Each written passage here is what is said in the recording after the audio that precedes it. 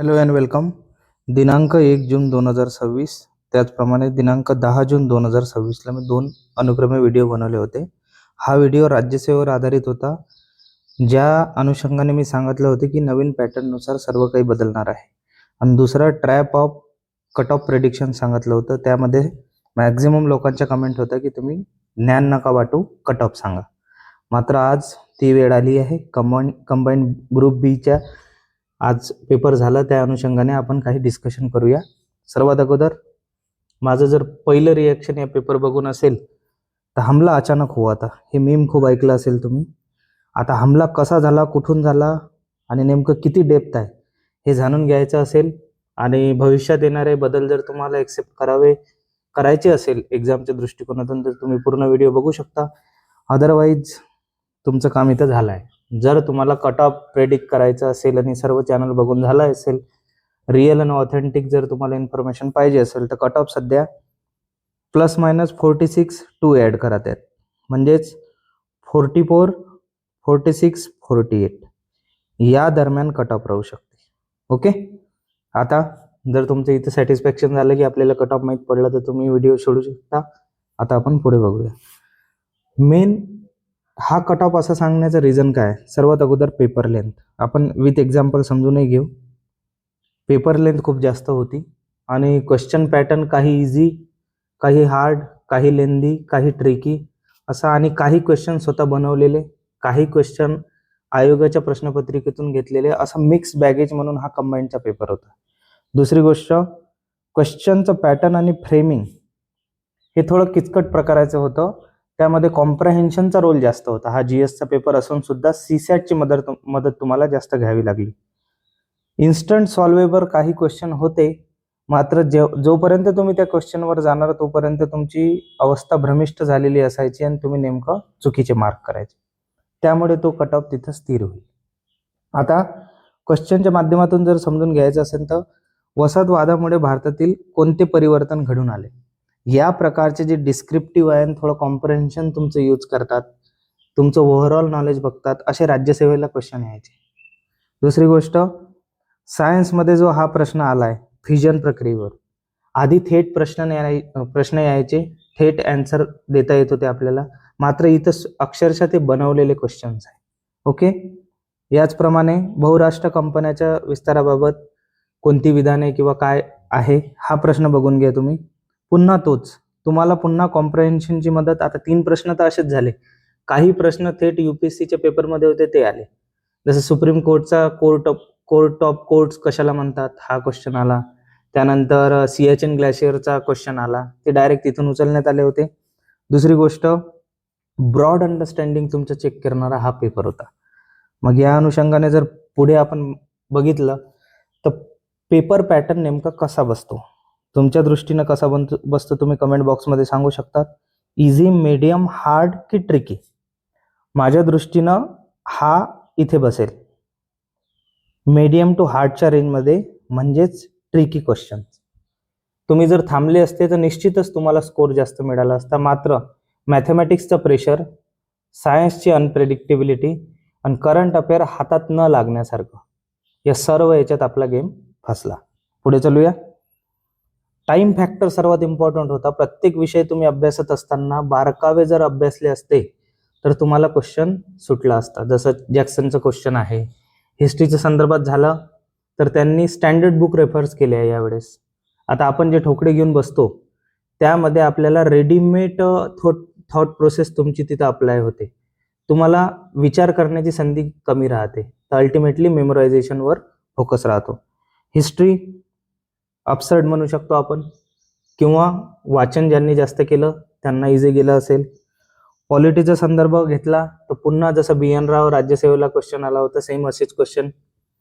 Economics हा portion easy होता, तुलनेने इझी, मात्र पुन्हा गोष्ट तीच, तुम्ही स्टेट बोर्ड वाचले का?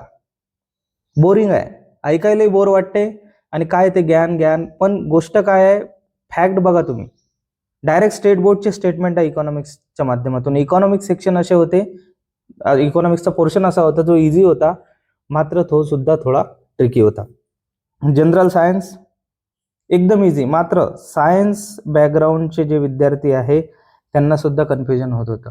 आणि आर्टवाल्यांसाठी नवीन गोष्ट होती ती. Geography conceptual. ओके. आता टेकड्यांचा क्रम वगैरे हे सर्व काही चेंज झालं आहे. आता लोकेशन बेस्ड क्वेश्चन येत आहे. करंट अफेअर, आता तुम्हाला इथून समजलं असेल की करंट अफेअरच्या मागं जास्त धावल्यानं तुम्हाला काहीच मिळणार नाही. ह्या व्हिडिओच्या माध्यमातून तुम्हाला सांगू इच्छितो, माझंच चॅनल आहे, माझ्या चॅनलमध्ये मी 33 पेक्षा जास्त व्हिडिओ करंट अफेअरवर बनवले. अक्षरशः त्यामधून एकही क्वेश्चन नाही. आणि विशेष म्हणजे न्यूजपेपर आणि सर्व ॲनालिसिस करून ते व्हिडिओ बनवले होते. म्हणजेच आपण यांना ट्रॅक करायचं नाही, ह्या आयोगाला ट्रॅक करायचं नाही.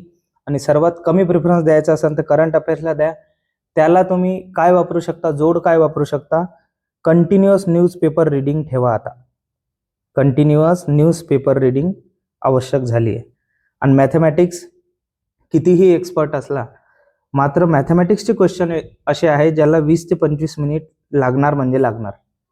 काही पुन्हा संकल्पात्मक म्हणजे ॲनालिसिस, त्यानंतर काही फॅक्च्युअल, काही फॉर्म्युलेज, हे सर्व मिळून काही कन्फ्युजिंग मॅथमॅटिक्स हा सेक्शन होता. ठीक आहे.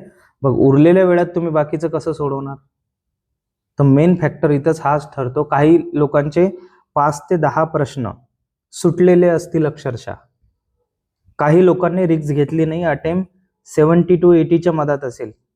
काही लोकांनी जास्त अटेम्प्ट करून दिला असेल तर 100 पर्यंत जाऊ शकते.